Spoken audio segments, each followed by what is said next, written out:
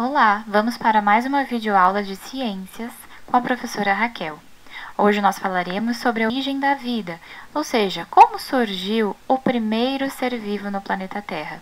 Antes da gente responder essa pergunta, é importante a gente saber que ela precisa ser respondida baseada no método científico, ou seja, numa sequência de procedimentos baseadas em observações, em análises e em diversos métodos, para que dessa forma o nosso resultado não seja baseado apenas na teoria, e sim na prática.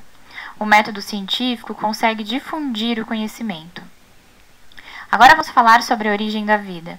A primeira corrente que tenta explicar a origem do primeiro ser vivo é o criacionismo.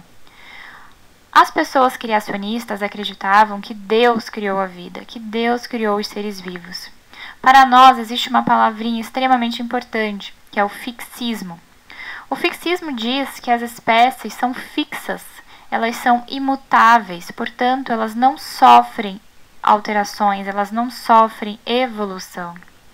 As pessoas que acreditavam no fixismo, portanto, elas são contra a evolução, elas são contrárias à evolução. Os fixistas, assim dizendo, acreditavam que Deus criou o ser vivo da maneira como ele é hoje e como sempre será. Então vamos imaginar o beija-flor. Deus criou o beija-flor como ele é e assim ele sempre será. Deus criou uma minhoca do jeito que ela é e assim ela sempre será. Ela não sofrerá uma evolução. Ok? Então o fixismo é justamente o pensamento oposto à evolução, ao evolucionismo. Ok? Esse é um termo bastante importante para nós. Os fixistas acreditavam que as espécies eram fixas, imutáveis, não sofrem evolução. Nós temos como segunda corrente a panspermia, ou também chamada de cosmogemia. Ela dizia, pessoal, que a vida teria vindo de outro planeta, através de um meteoro, tá? Que teria trazido um primeiro ser vivo bastante simples, tal como uma bactéria, né? Um organismo unicelular. Porém, pessoal, essa corrente deixa algumas lacunas. Por exemplo, será que esse primeiro ser vivo, um ser vivo extremamente simples, teria sobrevivido a essa viagem até chegar aqui no planeta Terra, junto a um meteoro, que provavelmente ao chegar aqui teria sofrido uma explosão? Bom, e digamos que sim, que tivesse sobrevivido. E de onde teria surgido esse primeiro ser vivo? Veio do outro planeta, tá? Mas e como ele surgiu? Então, essa corrente ainda não explica para nós aquela pergunta inicial. Dando sequência, agora sim, uma corrente bastante forte, com muitos adeptos, é a corrente da abiogênese, ou também chamada de geração espontânea. A palavra abiogênese, pessoal, vamos dividi-la para a gente entender o seu significado. O prefixo a, vocês já sabem, é negação, então significa não. Bio significa vida e gênese, origem. Então imaginem, origem, não, vida, já dá para a gente ter uma ideia do que significa. Pessoal, a abiogênese, ou também chamada de geração espontânea, ela diz que a vida surge da matéria inanimada, ou seja, coisas que não são vivas formam coisas vivas. Que existe uma força vital, uma energia que forma esses seres vivos. Essa imagem que eu trouxe para vocês de uma camiseta com trigo, com queijo, uma camiseta suada, eu vou falar para vocês no próximo slide, mas era uma receitinha de Van Helmont para conseguir produzir ratos. Então, veja só, o poeta Virgílio dizia que moscas nasciam de cadáveres em putrefação. Aldovandro, que era um filósofo, dizia que do fundo dos lagos poderia nascer patos. O padre Anastácio, que era professor, dizia que do pó de cobre espalhado pelo chão nasceriam muitas cobras. Van Helmont, então, ensinava a produzir ratos a partir de camiseta suada, trigo e queijo. Pessoal, as pessoas acreditaram nessa corrente por quase 1000 anos, tá? Porque quem não tinha essa fé em Deus não tinha muito em que acreditar. Então, eles acabavam acreditando na biogênese. Essa corrente, ela realmente foi muito, muito forte, tá? Mas é claro que vocês podem ter percebido que não é que a matéria inanimada se transformou na matéria viva. Na verdade, a matéria inanimada, ela atraiu o ser vivo. Mas não é isso que eles acreditavam. Eles achavam, então, que precisava ter a ação da força vital para que, vamos imaginar, a camiseta se transformasse em rato. Tudo bem? Para que a carne se transformasse em uma mosca. Eles acreditavam bastante nisso. Bom, pessoal, a próxima corrente é a biogênese. Veja só o nome, bio, vida, gênese, origem. Portanto, essa corrente dizia que um ser vivo surge de outro ser vivo. O primeiro cientista a tentar comprovar essa teoria foi o Francesco. Ele, na verdade, tentou mostrar que a teoria da abiogênese estava errada. Ele fez o famoso experimento com os frascos e a carne. Ele pegou um frasco aberto, colocou um pedaço de carne e dessa maneira surgiram muitos vermes, moscas, larvas, né? E aí o pessoal da abiogênese disse o quê? Bom, está vendo? Essa carne se transformou em moscas através da ação da força vital. Deste modo, Francesco resolveu colocar uma tampa, né? Fechar hermeticamente esse frasco para que os insetos não entrassem na carne. Não entrou, deu super certo. Só que aí, o que o pessoal da biogênese disse para ele? Bom, a carne não se transformou em um ser vivo porque você impediu que a força vital agisse. Então não deu certo. Só que aí, felizmente, Francesco teve uma excelente ideia, pessoal. Ele colocou uma gaze para tampar esse recipiente. Deste modo, a força vital conseguiu entrar, mas as moscas não. Francesco falou, puxa vida, agora eu consegui então comprovar que a abiogênese estava errada. Só que neste exato momento, pessoal, o microscópio ele foi inventado. Deste modo, eles conseguiram verificar, fazer análises das amostras, eles verificaram a presença de micro-organismos. Deste modo, o pessoal da biogênese acreditava que esse pedaço de carne teria se transformado em bactérias e fungos através da ação da força vital. Depois de Francesco, veio Spallanzani, também para tentar derrubar a corrente da biogênese. Spallanzani ele fez o seguinte, pessoal. Ele pegou 2 frascos também, colocando caldo nutritivo neles, que é um caldo específico para as bactérias, que elas gostam bastante de se alimentar. Tem todos os nutrientes que elas gostam. Ele ferveu, né, no primeiro momento. Então, no frasco de baixo, você pode observar que está tampado, o frasco de cima está aberto. Nos 2 primeiros momentos ali, ele ferveu esses 2 frascos para quê? Para deixar essa amostra estéril, ou seja, sem a presença de qualquer ser vivo, né, de qualquer micro-organismo. Depois que ele fez a fervura, né, esterilizando a amostra, na segunda etapa vocês percebam que na parte de cima está sem a tampa, a parte de baixo está tampado. Na terceira etapa, percebam a diferença. O que aconteceu no primeiro frasco, no frasco de cima? Teve o crescimento de micro-organismos. Então, ele mostrou, eu fervi inicialmente a amostra, fechei o frasco de baixo, não teve crescimento. Mas quando eu deixo o frasco aberto, tem o crescimento bacteriano, né? E dessa forma, ele diz que as bactérias, na verdade, elas não estavam no caldo nutritivo. Não foi do caldo nutritivo que ela se tornou, né? As bactérias estavam no ar, caíram no caldo nutritivo e assim se reproduziram. Deu certo esse experimento? Não, ainda não, pessoal. Porque o pessoal da biogênese disse a mesma coisa.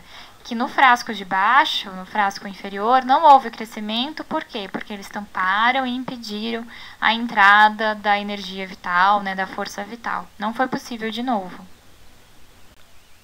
Pessoal, depois veio Louis Pasteur com o seu famoso experimento chamado de pescoço de cisne. Esse experimento ele foi bem mais famoso realmente, bem mais considerado, reconhecido, melhor dizendo, do que o experimento anterior, do que os dois, inclusive. Louis Pasteur ele já trabalhava com bactérias, ele fez essa vidraria chamada de pescoço de cisne, ele utilizou essa vidraria, colocou novamente o caldo nutritivo em fervura, utilizando ali em cima o pescoço de cisne. Ele esterilizou a amostra, então ali à direita vocês podem perceber o líquido permaneceu estéril, né? Ou seja, sem a presença de micro-organismos. Mesmo esfriando, não tinha presença de micro-organismos, porque veja, Louis Pasteur, como já trabalhava com bactérias, ele sabia que as bactérias, pessoal, elas não conseguem entrar por essa curvatura dessa vidraria. Isso é um fato, tá, pessoal? Ele já tinha esse conhecimento. Elas não conseguem entrar. Então, esse líquido, ele permaneceu ali, esfriando, com abertura para entrar a famosa força vital, conseguia entrar, mas as bactérias não. Portanto, esse líquido permaneceu estéril. E assim ficou. Ele poderia deixar essa amostra por dias. Depois, ele quebrou o pescoço de cisne e mostrou, olha, só agora, eu quebrando, é que eu vou conseguir que tenha o crescimento microbiano. Consegui agora mostrar para o pessoal da biogênese? Pessoal, nesse momento, Louis Pasteur, ele consegue, assim, balançar, sabe? Deu uma balançada aí nessas correntes. Ele acabou sendo bastante reconhecido, como eu já falei, deu bastante palestras, participou de muitos congressos, explicando o seu experimento. E um deles, uma das pessoas que estava assistindo, perguntou, tudo bem, Louis Pasteur, eu entendi perfeitamente seu experimento, mas eu tenho uma pergunta. Você realmente está mostrando para nós que a teoria da abiogênese está errada, mas como surgiu o primeiro ser vivo? Louis Pasteur não falou sobre isso em momento algum. Ele só está, então, indo contra a corrente da abiogênese. Nesse momento, então, Louis Pasteur responde, não sei. E assim continuamos sem ter aquela resposta como surgiu o primeiro ser vivo no planeta. E aí, para nossa alegria, surgiu o Oparin Haldane com essa nossa próxima corrente, tá bom, pessoal? Que ela pode ser conhecida como hipótese de Haldane-Oparin, ou também chamada de hipótese heterotrófica, tá, gente? Onde vai dizer que o primeiro ser vivo teria sido um organismo heterotrófico, ou seja, ele não era capaz de produzir seu próprio alimento. Pessoal, Oparin e Haldane, eles diziam o seguinte, que há mais ou menos 4 bilhões de anos a Terra era muito quente, a mais ou menos 50 graus Celsius, tinha intensa atividade vulcânica, percebam que eu coloquei essa imagem para vocês. E esse calor, essa atividade vulcânica fazia com que a água dos oceanos evaporasse com bastante velocidade, bastante rapidez, agilidade, e voltava a chover. E formava-se tempestades muito fortes, com grande produção de relâmpagos, de raios, portanto nós tínhamos muita eletricidade caindo na Terra. Então veja, a Terra era quente, com muita descarga elétrica, devido a essas tempestades, e o Sol batia muito forte na Terra e emitia essas irradiações ultravioletas, que não eram bloqueadas, porque naquela época não existia camada de ozônio, tá, pessoal? E vamos lá, qual que era a composição dessa atmosfera primitiva? Então eu coloquei essa imagem com as moléculas, então veja só, primeiro, nós não tínhamos oxigênio. Observem que nessa imagem eu não coloquei a molécula O2, o gás oxigênio solto. Então, nós não tínhamos oxigênio. Nós tínhamos metano, que é o CH4. Nós tínhamos a amônia, que é o NH3. Tinha bastante hidrogênio, que é o gás H2. Vapores de água, H2O. E pouco gás carbônico. Nessa imagem eu nem coloquei. Mas tinha um pouquinho de gás carbônico, sim. Então, pessoal, essa receitinha, ela é calor, descarga elétrica e radiação solar. Então, lembrem-se desses itens, tá? Essa vai ser a base, realmente, para a explicação dessa corrente de Oparin e Haldane. Oparin e Haldane, então, eles diziam que os elementos químicos da atmosfera começaram a sofrer com essa radiação, com o calor, com as descargas elétricas, e começaram, deste modo, a serem quebradas em moléculas mais simples, e serem levadas ao oceano primitivo, que era, pessoal, quente e raso, tá bom, gente? Em um momento, nesse oceano primitivo, tinha, então, carbono, hidrogênio, nitrogênio. E é como se fosse uma sopa de letrinhas. Ao invés de você tomar, você vai construir frases diferentes daquelas que já estavam. Esses átomos do oceano passaram então a se recombinar. Formaram novas moléculas orgânicas, agora mais complexas. Pessoal, nós tivemos a formação de aminoácidos. Quem são os aminoácidos, gente? São as estruturas básicas para a formação de proteínas. Tá? Então, as proteínas elas são formadas pelos aminoácidos. Com o tempo, pessoal, esses elementos químicos complexos se juntaram e formaram uma estrutura orgânica mais complexa ainda, que nós chamamos de coacervado. Tá? Então, quem vem a ser o coacervado é um conjunto de moléculas orgânicas reunidas em grupos envoltos por moléculas de água, tá bom? Então, são proteínas, são os aminoácidos, né, que formam as proteínas. Segundo o Parin Haldane, pessoal, passado um tempo, esse coacervado ele teria se juntado a uma molécula de RNA, uma molécula simples de RNA, que estaria disponível também naquela época no oceano primitivo. Pessoal, a gente não pode esquecer que o material genético ele é constituído de nitrogênio. Veja o termo, bases nitrogenadas. É nitrogênio, certo? A partir daí, essa junção, a gente tem a formação da célula primitiva, passando, então, a ser considerado o primeiro ser vivo do planeta Terra, o protobionte. Esse processo, pessoal, ele demorou cerca de 1 bilhão de anos, tá?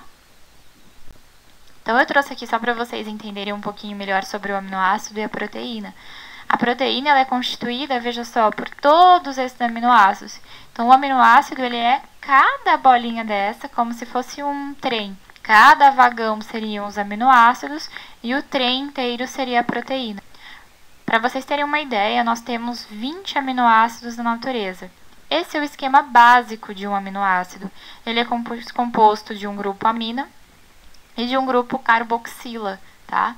Esse R, pessoal, é o radical, que é um agrupamento que vai justamente fazer com que o aminoácido seja diferente. Então, cada aminoácido vai ter esse R, que é o radical, diferente, tá? Nós temos, então, 20 aminoácidos diferentes.